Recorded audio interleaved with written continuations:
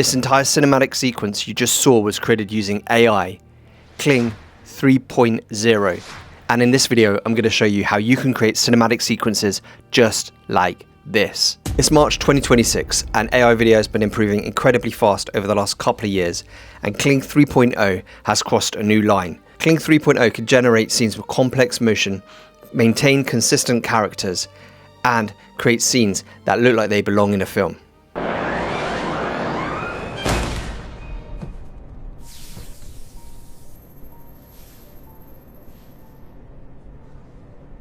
All of the videos you've seen so far and that you're going to see in this video were made with a specific framework called the SKACA framework.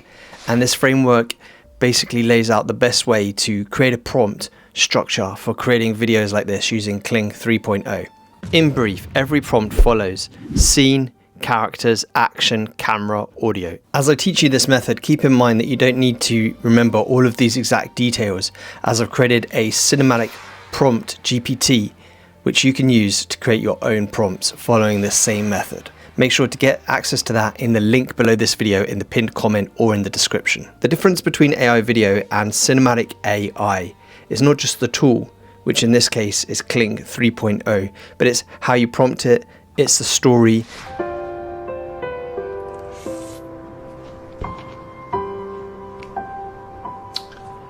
Wow, what a beautiful day. So the story is developing, and every scene, including that one, follows the same structure, which is scene, character, action, camera, audio. All of these cinematic sequences were built within the design platform where I am right now. And we're going to start with the example of scene. The first thing you need to do is the S, set your scene. And if you come down to the bottom here for AI image, you click on the box and you can put in the scene. Here I put a modern kitchen, white quartz, soft window, light from the left. And I'm going to put 4K 16:9. Now that image is being generated up here on the right hand side, just behind where my head is on the screen. Now we have our scene in place. The next thing we want in the SKACA framework is the characters or character. And I'm creating a character which is a man with a charcoal suit with short dark hair. Where's the story going? You'll have to keep watching to find out. When you're writing prompts for your scene or for your characters, you can go into as much detail as you want to, and you can use JSON prompting and all sorts of prompting to get exactly how you want, or even an image reference of how a character might look. But one of the things that many people might have told you is that the shorter you leave your prompt, the more room you give for the AI to be creative and to create something that maybe you hadn't quite envisioned, maybe even better. For instance, the prompt I gave here for the scene was quite simple, but you can see it's actually a very beautiful scene. So at this point we have our scene and we have our character or characters, and we're going to go now into creating the action, the camera moves and the audio.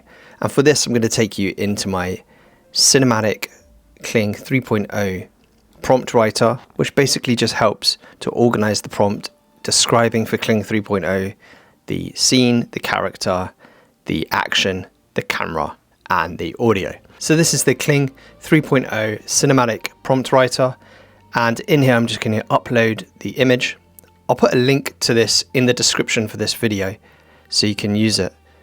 And I'm going to upload the image that we just created that has our character in the kitchen. Then I'm just going to talk to the prompt writer. I want you to use this image to create a cinematic scene of this guy just being very thoughtful. He picks up a cup of coffee from off the side, looks out the window, and draws us in as an audience to think what's going on. And then he looks out the window as if he sees something. And I want you to create appropriate sound effects for that. Create the right camera angles. I'd like you to start with this camera angle we have here. I want you to go to maybe a close-up of the coffee cup as it comes up as he takes a sip. And then a shot looking back at him through the kitchen window as he looks out the window, curiously wondering what's going on outside. So you can see that it's creating three different options here. Prompt variation 1 using scene, characters, action, camera, and it's explaining the camera shots here and the audio, and it creates different versions of this as well. We've got like cinematic intensity, and then we've got another one like cinematic style, natural. I think I'm going to go for the second one here that has more of a bit of intensity in it. So I'll just copy this whole prompt that I've written here with scene, characters, action. And of course, if you want to make a change, or there's something you don't like, you want some more action, or didn't quite catch what you were saying, you could just talk to the prompt writer again and it will adjust the prompt to help you. Of course, you can write out these prompts yourself, but using a GPT like this really helps you to get the prompts out quickly and save you some time. Here we are now, and we're back in design, and we've got a gentleman here in the kitchen.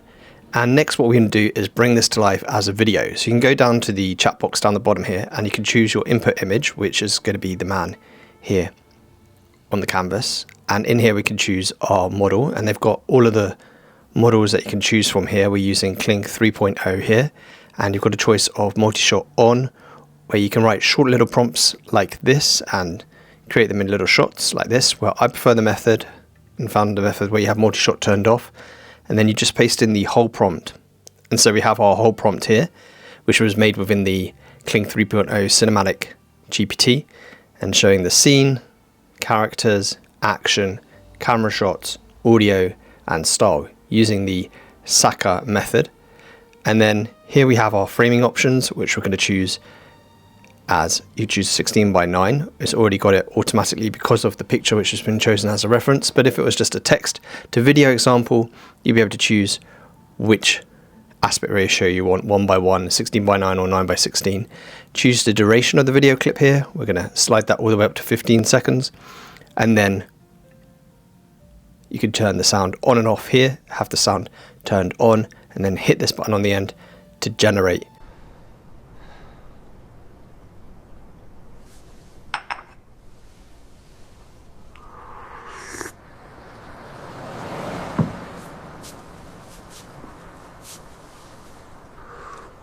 As you can see, that clip looks like something that could be from a movie or high-end TV series. So the opening sequence that you saw at the beginning of this video was made with the same method. First I created the scene and the character, and then the prompts that were created were using the cinematic JSON prompt writer based on that same method of Skaka. And you can see here when I click within the video clip here, you've got scene, and then you've got characters, and then action. And then the camera moves down here, and then after that you'll have the audio further down in the prompt here too.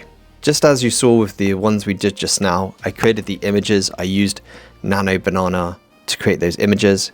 Here's the first image that we used, that was NanoBanana Pro, and it was just a simple prompt for creating that first image, and then after that for creating the videos from the images. The clips don't always come out fully how you want them to. Sometimes you'll get a perfect 15-second scene that comes out exactly how you want it. Other times you'll get small clips where there's issues or things that can't be fixed very easily. And maybe after you've generated 2 or 3 or 4 of these, you can cut them together. And that's what I did in the beginning sequence of this video. I cut together a few different options to create that opening scene. So when you combine this Saka method where you think about the scene, the character, the action, the cameras, and the audio, you can create these prompts for Kling 3.0 that work really well, that help you to tell your story and help you to really think about what's happening in each scene. If you'd like to try this for yourself, make sure to check out Design. There's a link in the description below, and subscribe to this channel for more tutorials like this, and I'll see you in a future video.